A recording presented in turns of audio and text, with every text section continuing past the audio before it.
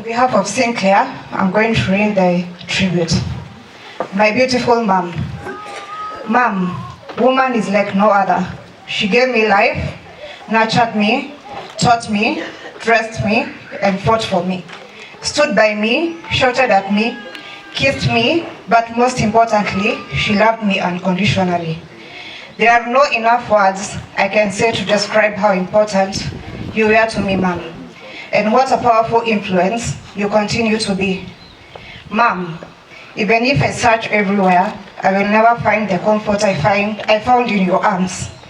Until we meet again, the memories I have of you will always bring smiles.